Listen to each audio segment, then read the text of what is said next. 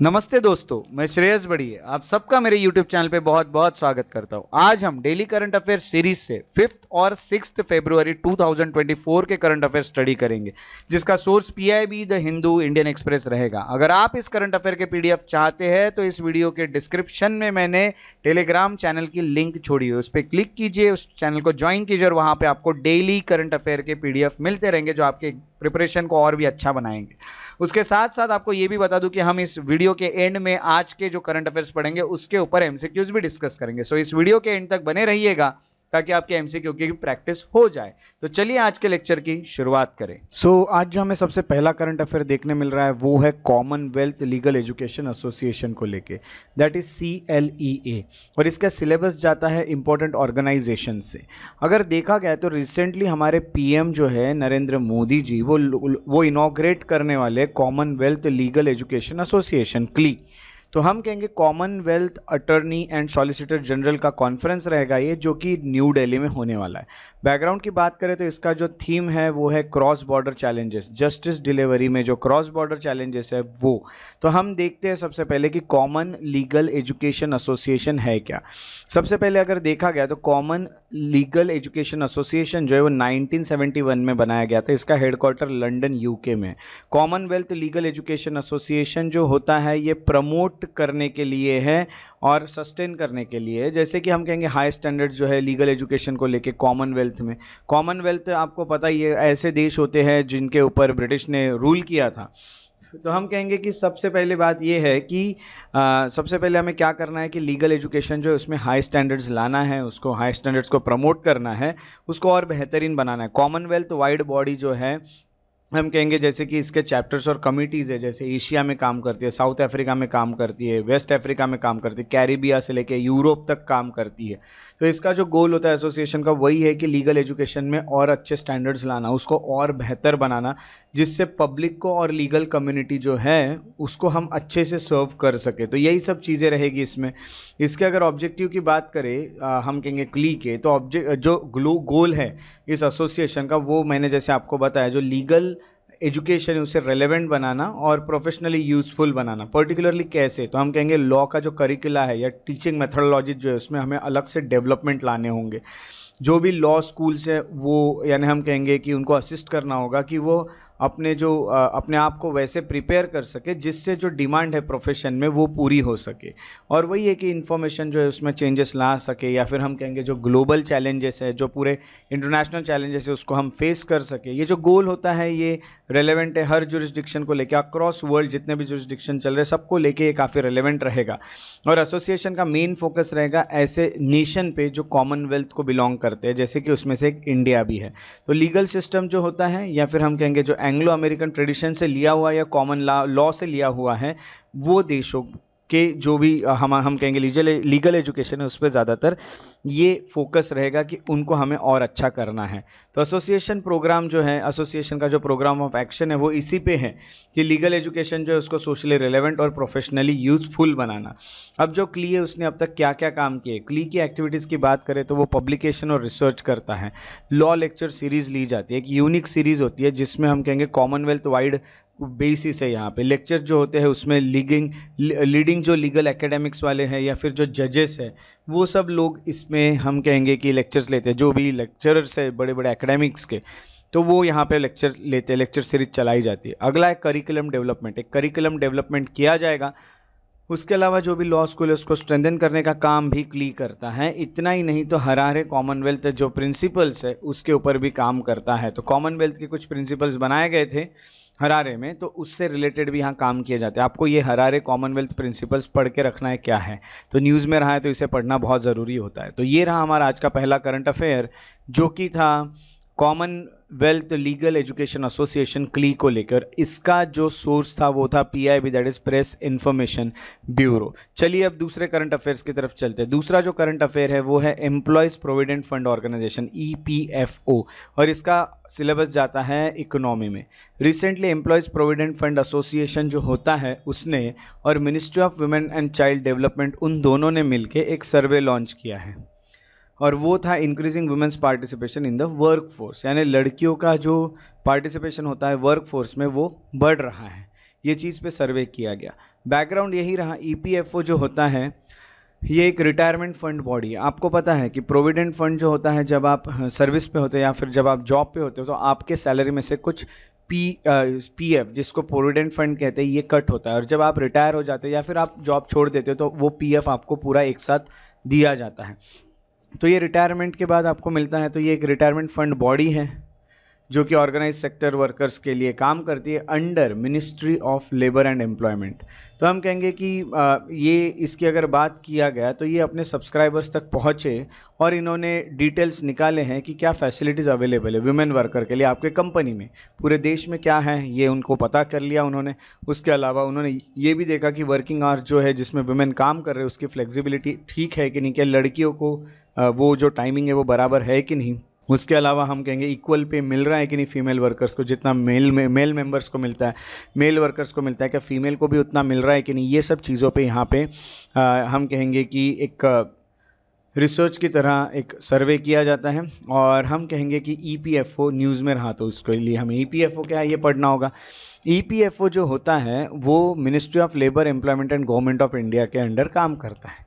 इसका विजन यही है कि सोशल सिक्योरिटी ऑर्गेनाइजेशन करके काम करना, जिससे हम कहेंगे कि यूनिवर्सल कवरेज या फिर निर्बद्ध, हम कहेंगे सीमलेस और अनइंटरप्टेड सर्विस डिलीवरी देना अपने स्टेक होल्डर्स को, जो भी इससे जुड़े हुए हैं उनको। तो हम कहेंगे कि निर्बद्ध है यानी इस पर कोई बाधा नहीं है, वो सीमलेस देगा, उसके बीच में कोई रोक टोक नहीं है, इस तरह से यहाँ तक लोगों तक पहुँचना। इसकी अगर बात करें तो ये एक ऑर्डिनेंस के थ्रू बनाया गया था और ऑर्डिनेंस का नाम है एम्प्लॉयज़ प्रोविडेंट फंड ऑर्डिनेंस। इसको बनाया गया था 15 नवंबर 1951 को। बाद में इसको एक एक्ट से रिप्लेस कर दिया गया। ऑर्डिनेंस जो होता है आप जानते हैं एक्ट की तरह ही होता है बट टेम्पररी होता है। तो जो एक्ट है उसका नाम है employees provident fund act 1952। Provident fund जो बिल होता है इसको इंट्रोड्यूस किया गया था पार्लियामेंट में ईयर 1952 को। हम कहेंगे ये एक बिल था जो प्रोवाइड करेगा इंस्टीट्यूशन ऑफ प्रोविडेंट फंड, है ना। प्रोविडेंट फंड जो है उसको कहीं ना कहीं ये एम्प्लॉयज़ तक पहुंचाएगा, फैक्ट्रीज़ के या फिर बाकी एस्टेब्लिशमेंट्स के। इसके अलावा आपको ये बता दूं ये जो एक्ट है इसको employees provident fund and miscellaneous provision act भी कहा जाता है 1952 का, और ये पूरे इंडिया के लिए लागू कराया गया है। एक्ट और स्कीम्स जो फ्रेम की गई थी ये हम कहेंगे इसके अंडर हम कहेंगे इसको एडमिनिस्टर करने के लिए एक ट्राइपरटाइट बोर्ड बनाया गया है। और ट्राइपरटाइट जो बोर्ड है इसमें central board of trustees employment provident fund ये इसके लिए काम कर रहा है। इसके अलावा इसके अंडर कौन कौन सी स्कीम काम कर रही है ये देख लेते हैं। तो स्कीम्स जो काम कर रही है वो है ईपीएफ स्कीम 1952। ये कहीं ना कहीं इंटरेस्ट भी आपको प्रोवाइड करता है, यानी देखिए आपके जो भी पैसे जमा हुए हैं वो इंटरेस्ट के साथ आपको मिलने चाहिए। तो एक्यूमुलेशन प्लस इंटरेस्ट भी आपको यहाँ दिया जाता है रिटायरमेंट पे या डेथ होने पे। पार्शियल विड्रॉल भी आप कर सकते हैं, आप पहले भी कुछ अमाउंट निकाल सकते हैं एजुकेशन के लिए, शादी मैरिज जिसको कहते हैं, या इलनेस या हाउस कंस्ट्रक्शन के लिए। तो ये ईपीएफ स्कीम द्वारा आप कर सकते हैं। दूसरा है पेंशन स्कीम 1995। यहाँ पे मंथली बेनिफिट मिलता है आपको सुपर एन्युएशन या फिर रिटायरमेंट का। रिटायरमेंट के बाद आपको मंथली जो भी पैसे हैं वो दिए जाएंगे डिसेबिलिटी के चलते सर्वाइवर को या फिर विडो या फिर बच्चों को भी यहाँ पे मिलेंगे जो व्यक्ति था उसके। उसी के साथ साथ यहाँ मिनिमम पेंशन भी दी जाएगी डिसेबलमेंट पे, यानी हम कहेंगे अगर आप डिसेबल हो जाते तो आपको कुछ पेंशन भी दी जाएगी। उसके अलावा पास सर्विस बेनिफिट भी आपको मिलेंगे। फैमिली पेंशन स्कीम जो है 1971 वही उसी के जो वो प्रोवाइड करती थी वही अब पेंशन स्कीम 1995 आपको प्रोवाइड कर रही है। उसके अलावा इंश्योरेंस स्कीम भी है 1976 की, इसको ईडीएलआई जो है वो इसको कहा जाता है। और मैं आपको ये बता दूं कि यहाँ पे बेनिफिट आपको मिलता है in case of death of an employee की अगर डेथ हो जाती है तो आपको यहाँ पे जो भी बेनिफिट है वो भी दिए जाएंगे। और यहाँ पे बेनिफिट जो होंगे वो 20 गुना ज़्यादा हो सकते हैं आपके जो वेज थे उसके। मैक्सिमम 6 लाख रुपए तो यहाँ पे आपको मिलने ही है। तो इस तरह से जो हमारा हम कहेंगे employed provident fund organisation EPFO जो था वो न्यूज़ में रहा। और इसका आज का ये जो दूसरा करंट अफेयर था इसका सोर्स था द इंडियन एक्सप्रेस। उसके बाद जो हमें तीसरा करंट अफेयर देखने मिल रहा है वो है दीनदयाल अंत्योदय योजना को लेकर, यानी national rural livelihood mission DNRLM। इसमें इसका जो सिलेबस है वो है गवर्नमेंट स्कीम्स के ऊपर। रिसेंटली दीनदयाल अंत्योदय योजना जो है, जिसको नेशनल रूरल लाइवलीहुड मिशन के साथ जोड़ा गया है, उसने 2 दिन का एक रीजनल वर्कशॉप ऑर्गेनाइज किया था। तो अगर हम बैकग्राउंड में देखें तो 17 स्टेट रूरल लाइवलीहुड मिशंस जो है अपने स्टेक होल्डर्स के साथ इम्प्रूव करने की कोशिश कर रहे हैं फूड, न्यूट्रिशन, हेल्थ और वॉश जो है इंडिया में, वो जिसे FNHW कहा जाता है। यानी हम कहेंगे 9.98 करोड़ मेंबर्स जो है ना, यानी हम कहेंगे सेल्फ ग्रुप के और उनके जो हाउस होल्ड्स है अक्रॉस इंडिया, उन सब के लिए यहाँ पे या उन सब के साथ मिलकर यहाँ पे काम किए जाएंगे। तो हम कहेंगे दीनदयाल अंत्योदय योजना जो है ये क्या है, सबसे पहले जान लेते हैं। तो दीनदयाल अंत्योदय योजना जो है नेशनल रूरल लाइवलीहुड मिशन जो है, ये लॉन्च किया गया था जून 2011 में। मिनिस्ट्री ऑफ रूरल डेवलपमेंट के अंदर ये काम करता है। इसका ऑब्जेक्टिव है कि पॉवर्टी को ख़त्म करे, पॉवर्टी को कम करे, रिड्यूस करे, और जो पुअर हाउस होल्ड है उनको कहीं ना कहीं सेल्फ एम्प्लॉयमेंट की या स्किल्ड वेज एम्प्लॉयमेंट की अपॉर्चुनिटीज़ प्रोवाइड करे, जिससे हम कहेंगे कि ऑप्शंस मिलेंगे पुअर को कि वो अपने आप का लाइवलीहुड या अपने आप की ज़िंदगी अच्छे से चला पाए। साइलेंट फीचर्स की अगर बात की जाए तो DNRLM जो है ये फ्लैगशिप पॉवर्टी एलिवेशन प्रोग्राम है, यानी पॉवर्टी ख़त्म करने के लिए गवर्नमेंट ऑफ इंडिया द्वारा चलाया जाने वाला प्रोग्राम है। ये वर्ल्ड का लार्जेस्ट इनिशिएटिव है जिससे लाइवलीहुड जो है वो रूरल पुअर्स का अच्छा किया जाएगा। वैल्यूज जो इसमें आती है, वो वैल्यूज़ इसमें जो इंक्लूड कराई गई है वो है इंक्लूजन ऑफ पुअरेस्ट। जो लोग गरीब से गरीब हैं उनको इसमें इंक्लूड कर दिया गया है। और दूसरी बात है कि ट्रांसपेरेंसी और अकाउंटेबिलिटी रहेगी। जो भी प्रोसेस या जो भी इंस्टीट्यूशन चल रहे हैं वो ट्रांसपेरेंटली काम करेंगे, हर चीज़ यहाँ पे दिखेगी कि क्या हो रहा है क्या नहीं, या फिर अकाउंटेबिलिटी भी यहाँ पे देखी जाएगी, हर जगह जवाबदेही होगी, हर चीज़ों में अकाउंटेबल होंगे यहाँ जो भी लोग काम कर रहे हैं वो। ओनरशिप और की रोल जो है पुअर का और उनके इंस्टीट्यूशन का हर स्टेज में देखा जाएगा, यानी हम कहेंगे प्लानिंग हो, इम्प्लीमेंटेशन हो, मॉनिटरिंग हो, हर चीज़ में। कम्युनिटी सेल्फ रिलायंस की भी बात की जाएगी, सबको सेल्फ रिलायंट और सेल्फ डिपेंडेंस बनाने की काम यहाँ पे करने की बात की जा रही है। कंपोनेंट्स जो है मिशन के वो सबसे पहले ये है कि ये 4 कंपोनेंट्स पे हम कहेंगे कि टिका हुआ है।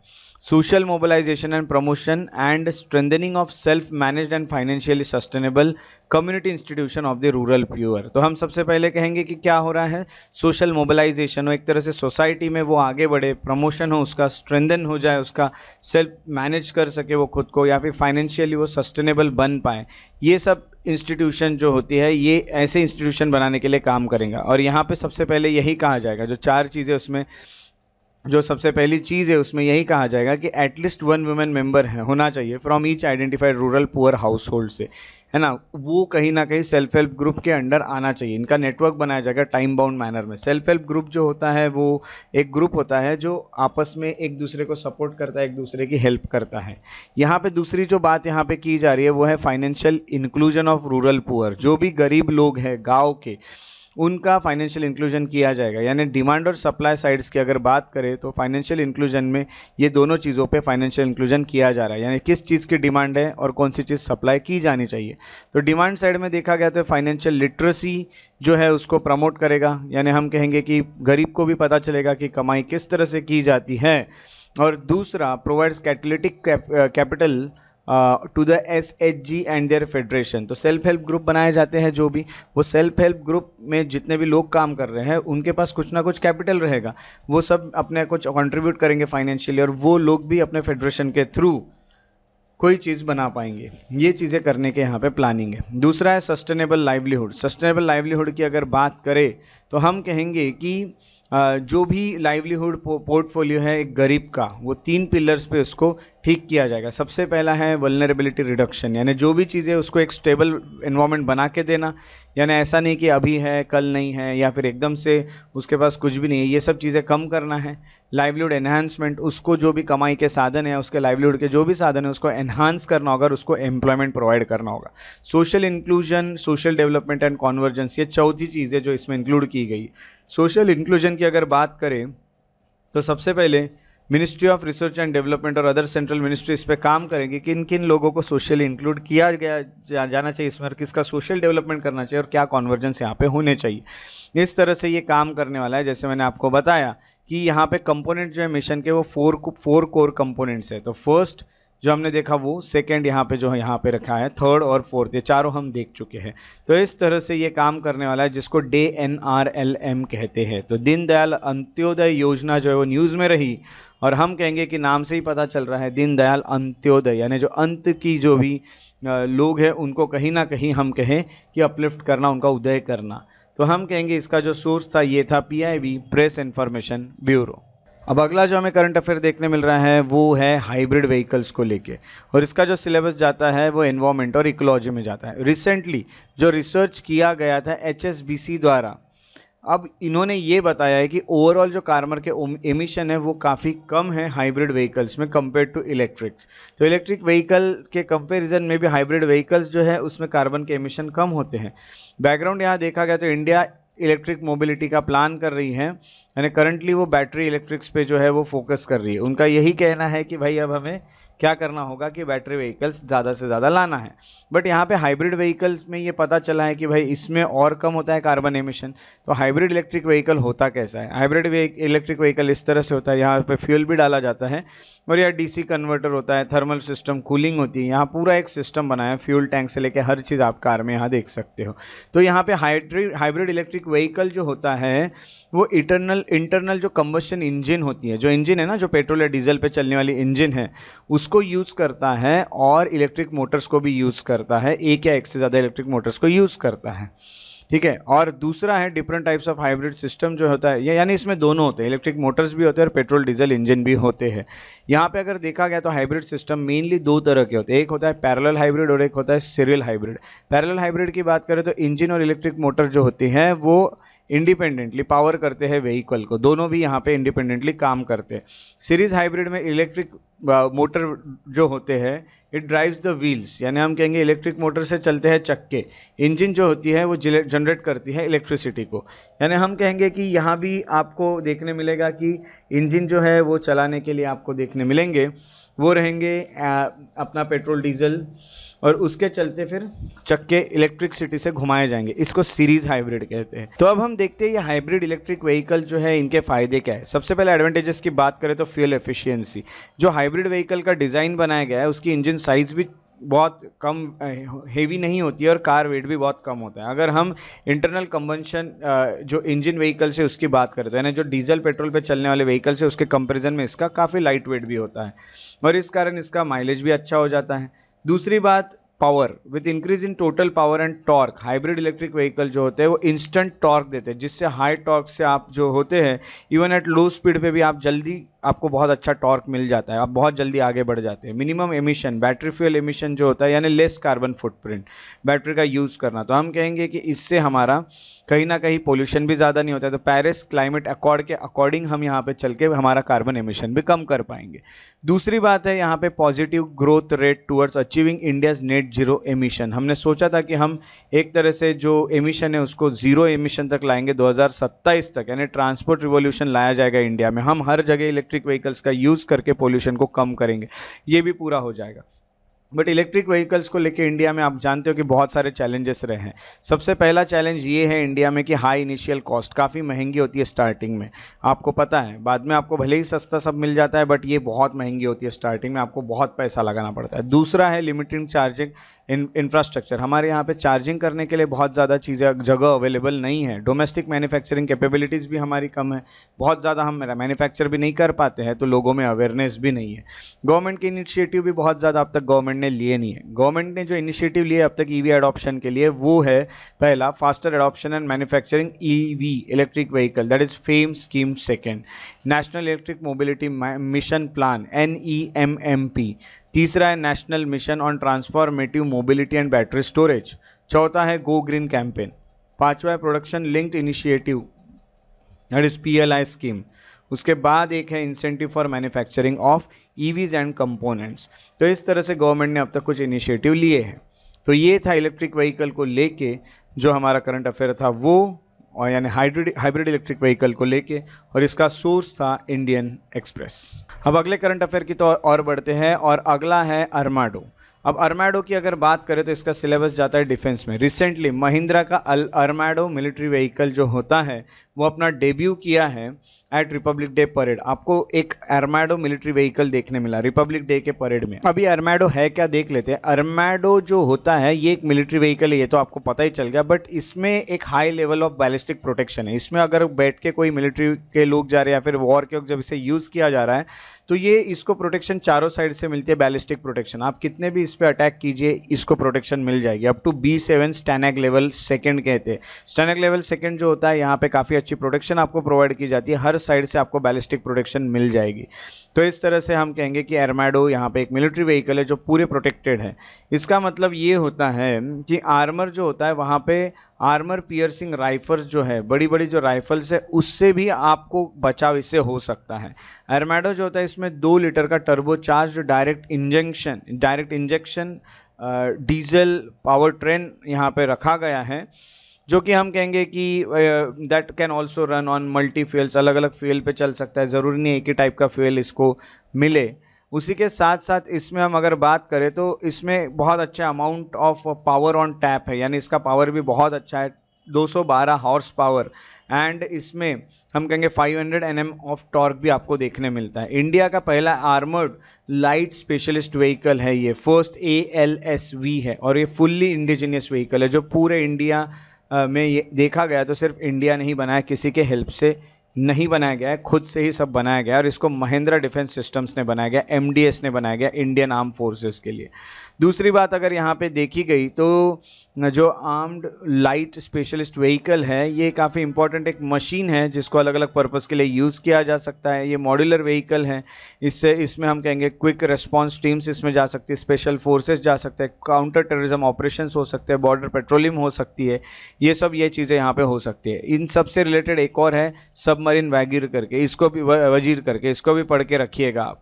और हम कहेंगे इसमें सीटिंग कैपेसिटी 6 पैसेंजर्स की है, ड्राइवर को पकड़ के, और हम कहते हैं इसमें 8 लोग भी बैठ सकते हैं।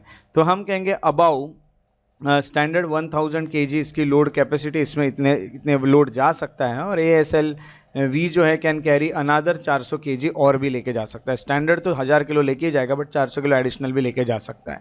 तो इस तरह से आर्मैडो आपको देखने मिला, और इसका सोर्स जो था वो था ABP लाइव। उसके बाद जो हमें अगला करंट अफेयर देखने मिल रहा है वो है नैनो DAP को लेकर, और इसका सिलेबस जाता है साइंस एंड टेक्नोलॉजी से। रिसेंटली फाइनेंस मिनिस्टर जो होते हैं उन्होंने इंटरिम बजट रखा, आपको पता है, और ये रखते वक्त उन्होंने बताया है कि जो नैनो DAP है इसका एक्सपांशन होगा, अलग अलग क्रॉप्स पे इसको लगाया जाएगा। उसी के साथ साथ हर एग्रो क्लाइमेटिक जोन्स में इसको यूज़ किया जा सकता है। तो नैनो DAP न्यूज़ में आ गया, तो नैनो DAP है क्या देख लेते हैं। इसको डेवलप किया जाता है Indian farmers fertiliser cooperative limited IFFCO द्वारा। नैनो DAP जो होता है ये है डाई अमोनियम फॉस्फेट, और इसको एडवांस्ड एग्रीकल्चरल फर्टिलाइजर्स में आप यूज़ कर सकते हैं। दूसरी बात अगर देखा गया तो it is development to enhance efficiency in nutrient delivery to plants. हम कहेंगे कि वही है कि प्लांट्स को बहुत अच्छी यहाँ पे न्यूट्रिएंट डिलीवरी हो जाती है, न्यूट्रिशंस पूरा मिल जाता है।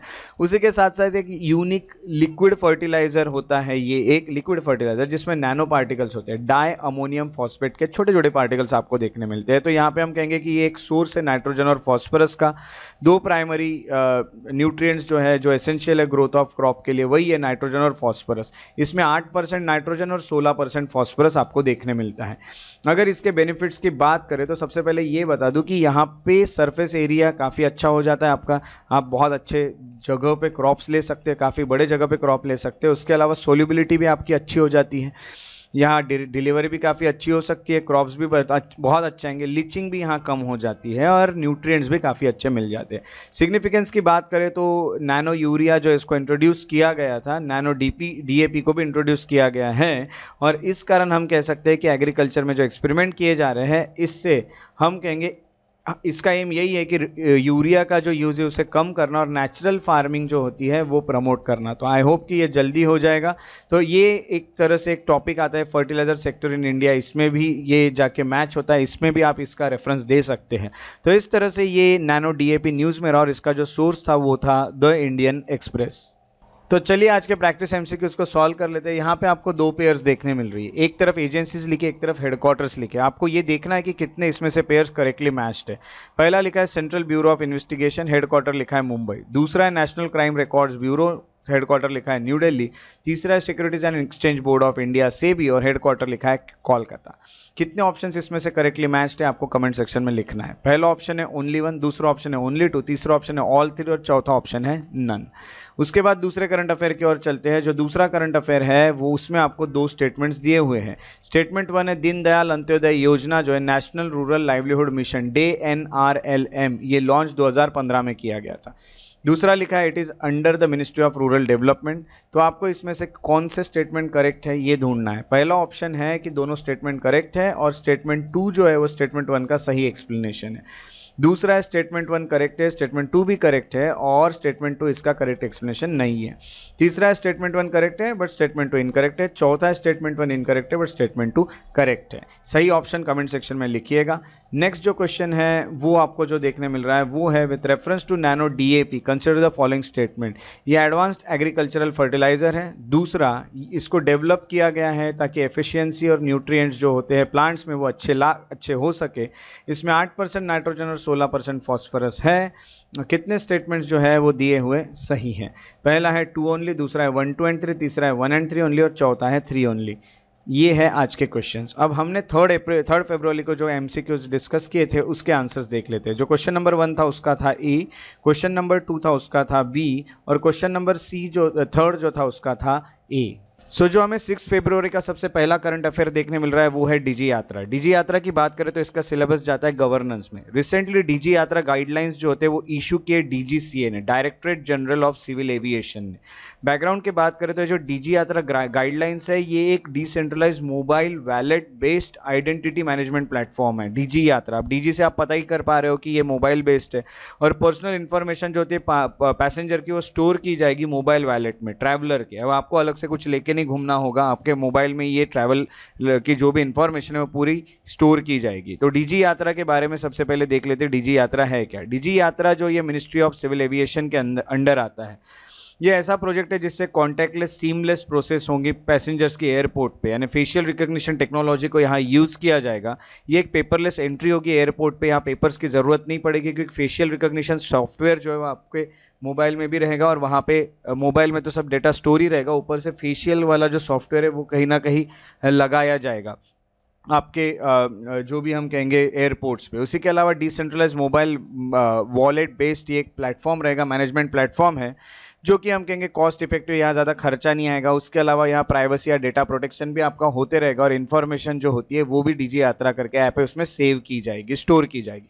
डीजी यात्रा जो है ये 4 पिलर्स पे बनाया गया। एक है कनेक्टेड पैसेंजर्स, दूसरा है कनेक्टेड एयरपोर्ट्स, तीसरा है कनेक्टेड फ्लाइंग और चौथा है कनेक्टेड सिस्टम। 4 चीज़ें यहाँ पे चलेंगी, ये 4 चीज़ों को कनेक्ट करेगा। ऑब्जेक्टिव की अगर बात करें तो सबसे पहले पैसेंजर का एक्सपीरियंस काफ़ी अच्छा रहेगा, सिंपल और ईजी एक्सपीरियंस रहेगा ट्रैवलिंग्स के लिए, वो एयर ट्रैवल के लिए। अगला जो है वो एक बेटर हम कहेंगे एक अच्छा उनको इंफ्रास्ट्रक्चर जो है उसके अलावा एक अच्छा ऑप्शन मिलेगा, डिजिटल फ्रेमवर्क मिलेगा। उसके अलावा लोअर कॉस्ट ऑपरेशन जो भी खर्चा आ रहा था वो भी कम हो जाएगा और डिजिटाइज करंट मैनुअल प्रोसेस जो है, आज की मैनुअल जो प्रोसेस थी वो भी यहाँ पे कहीं ना कहीं डिजिटाइज हो जाएगी, वो भी कहीं ना कहीं मोबाइल के थ्रू यूज़ करते आएगी और यहाँ पे सिक्योरिटी स्टैंडर्ड जो होते हैं वो भी अच्छे हो जाएंगे और करंट सिस्टम परफॉर्मेंस जो है वो भी काफ़ी इंप्रूव हो जाएगा।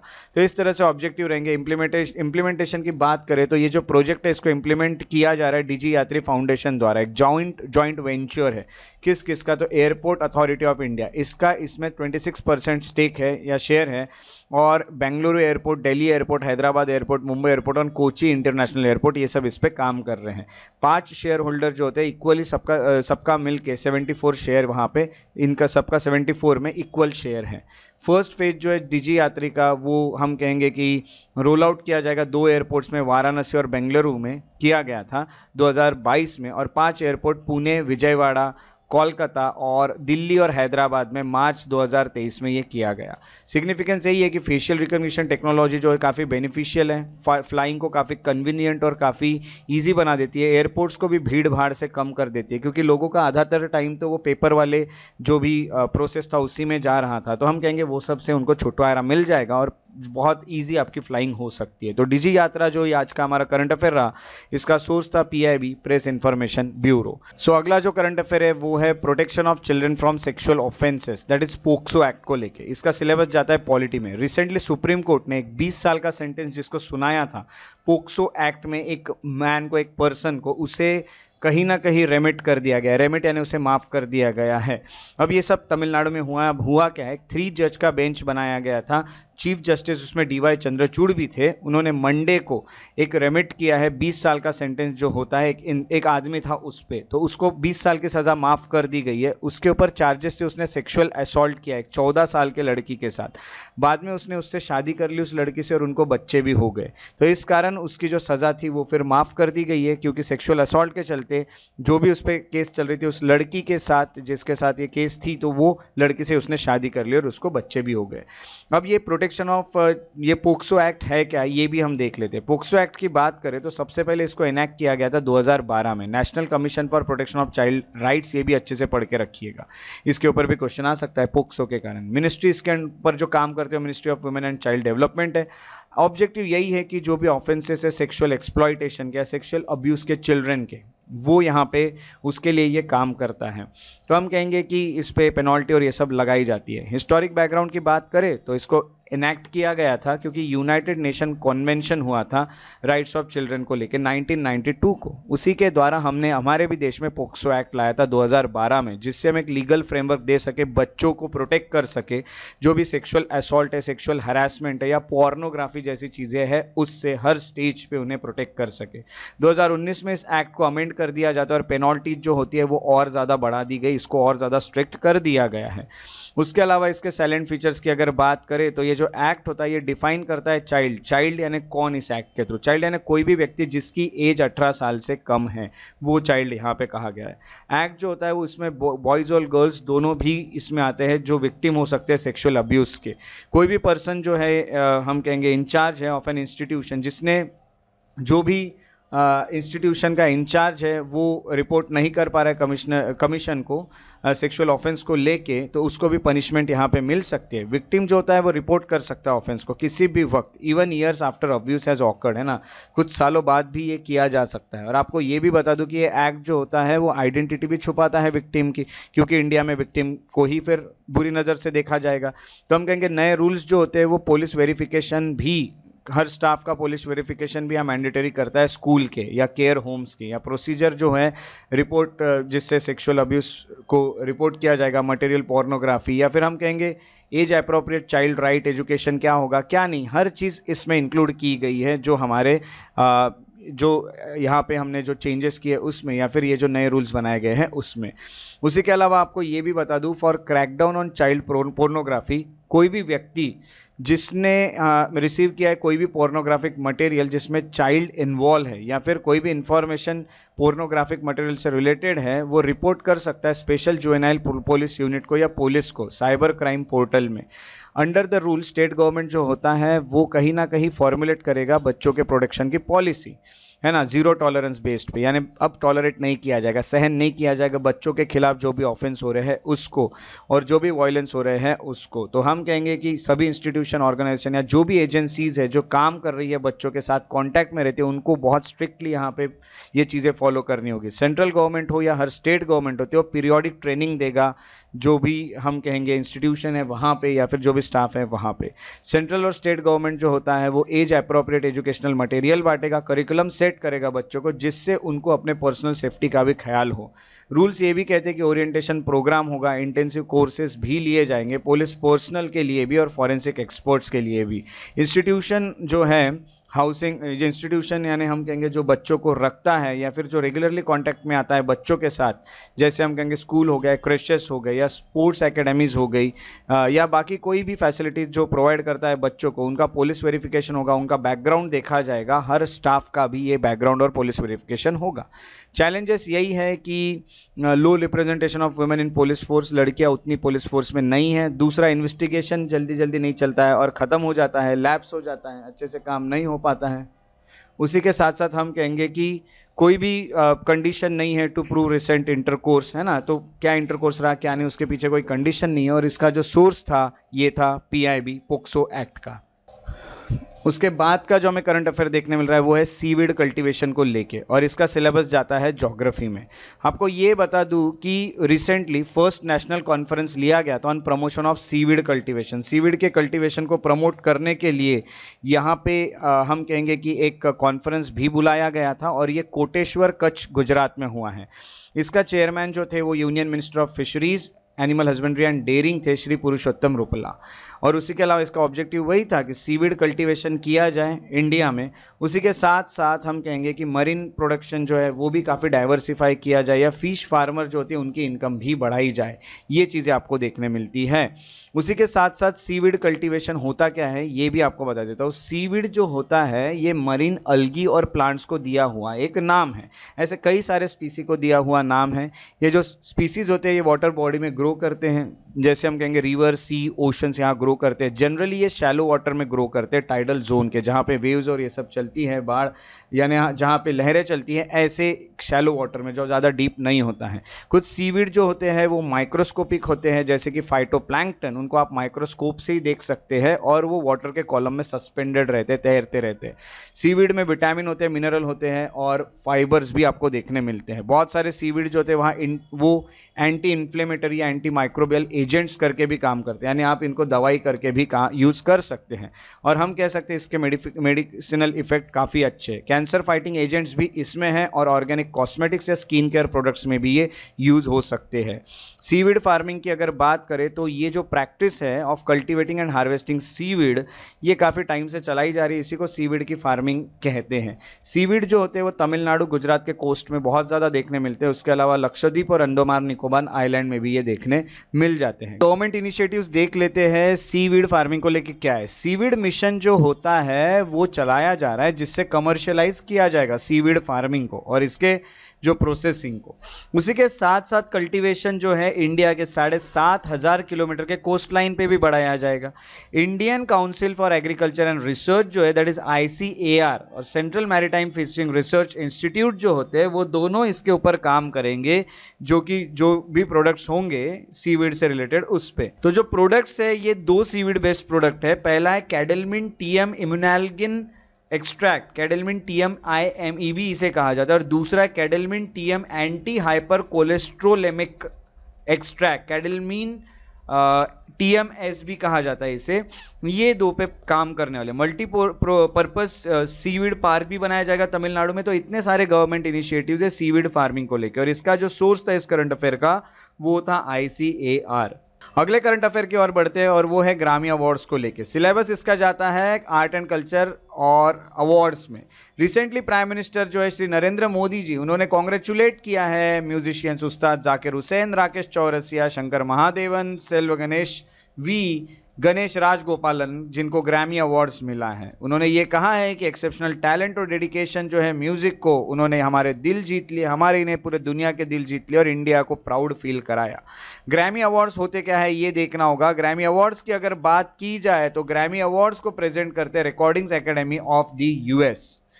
दूसरी बात, ये जो अवार्ड होते हैं इससे म्यूजिक इंडस्ट्री के जो भी वर्क है उसको रिकॉग्नाइज किया जाता है। पहला ग्रैमी अवार्ड सेरेमनी जो था वो 4 मई 1949 को हुआ था, और ये हम कहेंगे कि to honour the musical accomplishment of performers of the year 1958 के जो परफॉर्मर्स थे उनको 1959 में दिया गया।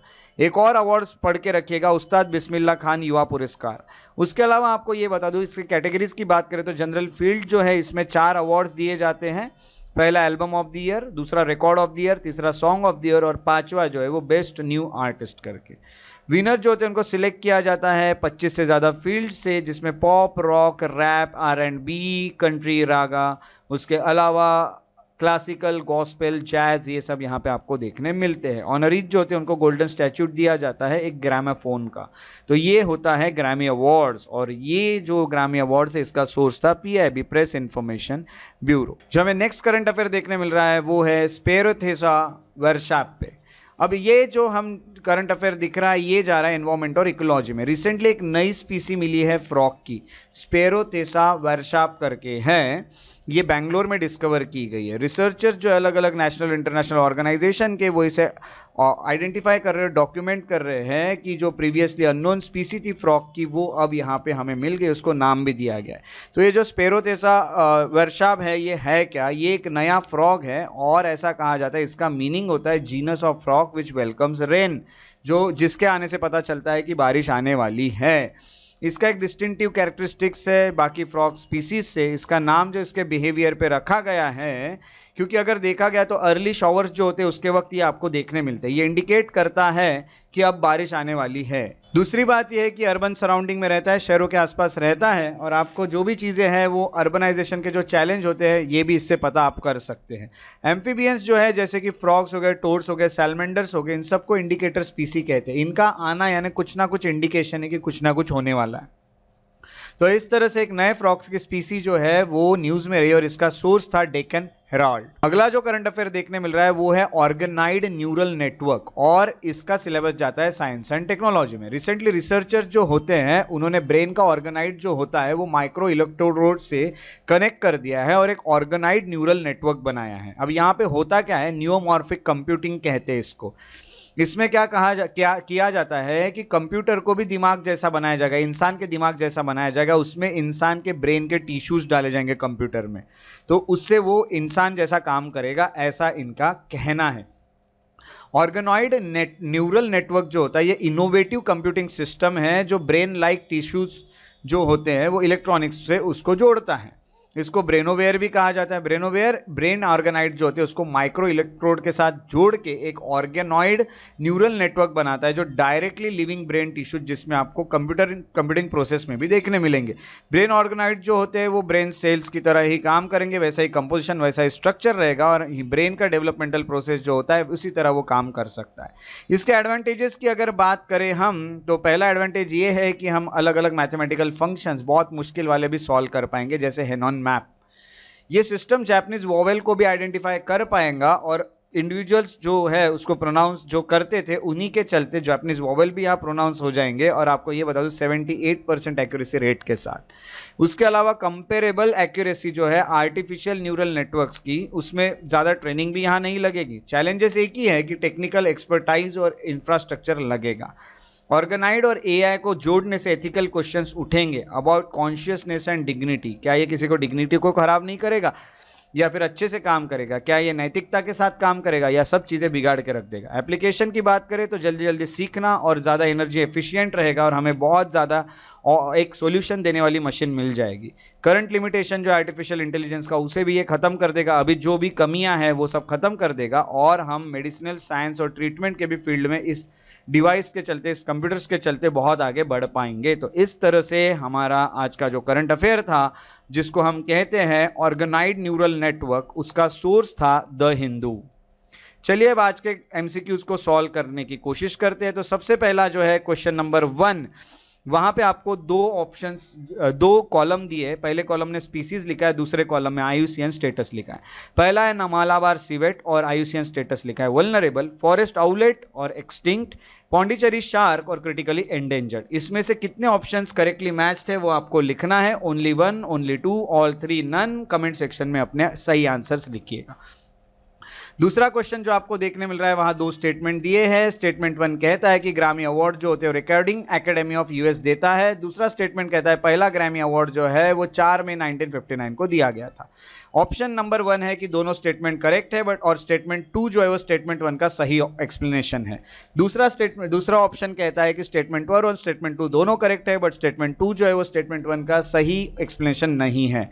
तीसरा जो स्टेटमेंट है वो कहता है स्टेटमेंट 1 करेक्ट है, बट स्टेटमेंट 2 इनकरेक्ट है। और चौथा स्टेटमेंट कहता है कि स्टेटमेंट फर्स्ट जो है वो इनकरेक्ट है और स्टेटमेंट 2 जो है वो करेक्ट है। अपने जो सही ऑप्शन है वो कमेंट सेक्शन में लिखिएगा। नेक्स्ट क्वेश्चन की तरफ बढ़ते हैं। नेक्स्ट क्वेश्चन है विथ रेफरेंस टू द स्पेरोथेसा वर्षा।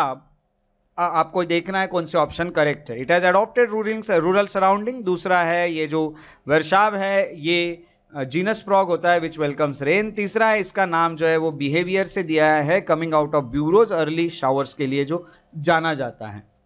कितने ऑप्शंस करेक्ट है ये आपको बताना है, 2 only, 1 2 and 3, 2 and 3 only, at 3 only.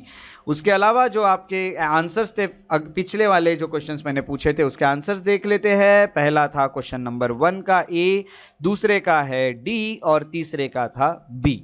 सो अगर आपको मेरी वीडियोस पसंद आते हैं तो उन्हें लाइक जरूर करें, शेयर करें और मेरे यूट्यूब चैनल को सब्सक्राइब करके बेल आइकॉन को प्रेस करना ना भूलें ताकि आने वाले वीडियोस के नोटिफिकेशन आपको मिलते रहें। अगर आप और अपडेट्स चाहते हैं तो आप मेरे फेसबुक पेजेस को फॉलो और लाइक कर सकते हैं। आप अगर मुझसे बात करना चाहते हैं, मुझे कोई डाउट पूछना चाहते हैं तो इंस्टाग्राम पर आप मुझे फॉलो करके मैसेज भी कर सकते हैं। मेरा इंस्टाग्राम का आईडी है श्रेयस बड़ी द पीस लवर। अगर आप मुझे मेल करना चाहें तो shreyasbadi@gmail.com पर आप मुझे मेल भी कर सकते हैं। उसी के साथ साथ मेरे एकेडमी को भी सपोर्ट कर सकते हैं। मेरे एकेडमी के जो प्रोफाइल है इंस्टाग्राम पे और फेसबुक पे उन्हें फॉलो और लाइक करके वहाँ भी आपको इन्फॉर्मेटिव वीडियोस मिलते रहेंगे। सो मेरे साथ इस वीडियो में बने रहने के लिए बहुत बहुत शुक्रिया। अपना ख्याल रखें, take care and have a very good day.